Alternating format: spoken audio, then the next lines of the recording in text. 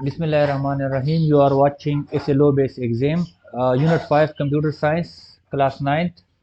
इस वीडियो का हमारा टॉपिक है टाइप ऑफ मोडेम्स। मोडेम्स की मुख्तलिफ टाइप्स के बारे में इस वीडियो में हम बात करेंगे। सबसे पहले हम बात करते हैं कि कम्युनिकेशन वाया टेलीफोन लाइन, मतलब टेलीफोन की तारों को इस्तेमाल करते हुए जो कम्युनिकेशन होती है वो क्यों होती हैं और कौन कौन सी हैं।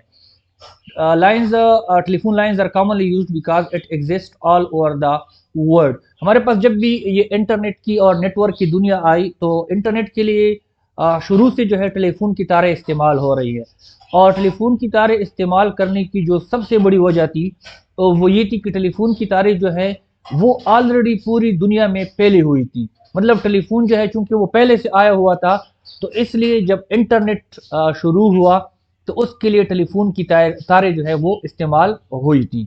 हमारे पास कम्युनिकेशन लाइनें जो है वो 4 टाइप्स की हैं। हमारे पास डायल अप लाइनें हैं, फिर डिजिटल सब्सक्राइबर लाइनें हैं, और इसके अलावा हमारे पास आईएसडीएन लाइनें हैं, और इसके अलावा कोड डिवीजन मल्टीपल एक्सेस जो है ये इस्तेमाल होता है। इसको एक नज़र देखते हैं। कम्युनिकेशन वाला टेलीफोन लाइन में सबसे पहले हमारे पास डायल अप लाइन है। Use modem, dial up modem इस्तेमाल करता है जिसको हम मॉड्यूलेटर एंड डीमॉड्यूलेटर कहते हैं, और इसके अलावा जो है टेलीफोन की तारों को इस्तेमाल करते हुए कम्युनिकेशन करता है। और इसकी जो मैक्सिमम स्पीड थी वो 56 किलोबिट्स पर सेकेंड थी, kbps थी, and it is outdated now, और ये आजकल जो है इस्तेमाल नहीं होता, लेकिन चूंकि ये किताबों में पढ़ाया जाता है तो इसलिए हमने भी इसको शामिल किया है। उसके बाद हमारे पास डीएसएल है। तो डीएसएल भी जो है वो भी डायल अप की तरह टेलीफोन तारे इस्तेमाल करता है, और ये भी मोडेम इस्तेमाल करता है, लेकिन डायल अप मोडेम और इस मोडेम में फ़र्क होता है। डीएसएल मोडेम में वो इंटरनल होता था और ये एक्सटर्नल होता है। इंटरनल और एक्सटर्नल का मतलब ये है कि डायल अप मोडेम जो था वो हमारे सिस्टम यूनिट के अंदर लगा होता था, और डीएसएल का जो मोडेम है वो सिस्टम यूनिट से बाहर रखा होता है। अच्छा, इसमें एक टर्म इस्तेमाल होती है डीएसएल से रिलेटेड कि ये ब्रॉडबैंड है। तो what do you mean broadband? Broadband से हमारे मुराद इन्हीं फ्रीक्वेंसी, मतलब इन्हीं सिग्नल्स जिसकी फ्रीक्वेंसी जो है 256 kbps या उससे ऊपर हो तो उसको हम ब्रॉडबैंड कहते हैं। तो इसका मतलब ये है कि हमारा डीएसएल जो है वो स्टार्ट ही 256 kbps से हुआ था, और आजकल तो कई mbps में चल रहा है।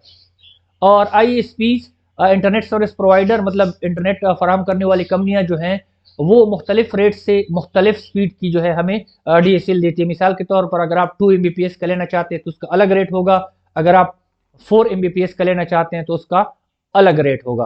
तो दीज आर दी टू हमारे पास जिसको हमने जिक्र करना था कम्युनिकेशन के लिए जो लाइन इस्तेमाल होती हैं। तीसरी लाइन जो इस्तेमाल होती है वो है ISDN. Use ISDN digital telephone service. अच्छा, ये हमारे पास आईएसडीएन की जो डिजिटल टेलीफोन सर्विस थी उसको इस्तेमाल करते हुए, और इसका आईएसडीएन का अपना मोडेम होता था, उसको इस्तेमाल करते हुए हमारे पास आईएसडीएन की कनेक्शन होती थी, और इसकी जो मैक्सिमम स्पीड है वो 128 kbps थी। ये एक्चुअली आई थी डायल अप लाइन के बाद। जो है डायल अप लाइन की जो स्पीड जो थी वो 56 थी, और ये जब आई थी तो इनकी 128 kbps थी। एक तो इसका मकसद स्पीड को बढ़ाना था, दूसरा इसका मकसद जो है एक ही वक्त में डेटा और वॉइस को भेजने के काबिल बनाना था, क्योंकि हमारे पास डायल अप कनेक्शन जो था उसमें एक वक्त में सिर्फ एक ही चीज़ जा सकती थी। तो एसडीएन का ये बड़ा कारनामा था उस वक्त कि इसमें एक वक्त में दोनों चीज़ें जा सकती थी। अच्छा, चौथी चीज़ जो है हमारे पास है वो है cellular communication technology, CDMA, code division multiple access. ये हमारे पास ये जो मोबाइल फ़ोन है इसकी मदद से जब हम इंटरनेट को एक्सेस करते हैं, या इनकी मदद से हम जब नेटवर्क बनाते हैं या कम्युनिकेशन करते हैं तो उसको हम कोड डिवीजन मल्टीपल एक्सेस कहते हैं। अच्छा, it can be used for SMS, voice, data and video transmission. इसकी मदद से हम शॉर्ट मैसेज सर्विस, जिसको मैसेज या एसएमएस कहते हैं, वॉइस को भेज सकते हैं, डेटा को भेज सकते हैं, और वीडियो की भी भेज सकते हैं। It can have speed of several Mbps. इसमें कई एमबीपीएस की स्पीड हो सकती है। तो ये हमारे पास कुछ लाइनें थी। अच्छा, इसके बाद हम मोडेम्स, जो हमारा असल टॉपिक है, जो टेलीफोन की तारों को इस्तेमाल करते हुए जो हमें कम्युनिकेशन की फैसिलिटीज देती है, उसमें हमारे पास 3 तरह के मोडेम है: dial up modem, DSL modem, और आईएसडीएन मोडेम। इन मोडेम को जो है हमने एक टेबल में बनाया है, पॉइंट्स में इनको डिफ्रेंशिएट करने की कोशिश की है। आपको ये पॉइंट याद होंगे तो ये टॉपिक याद करने में आपको बहुत ज़्यादा आसानी होगी। सबसे पहले हमारे पास है ट्रांसमिशन स्पीड।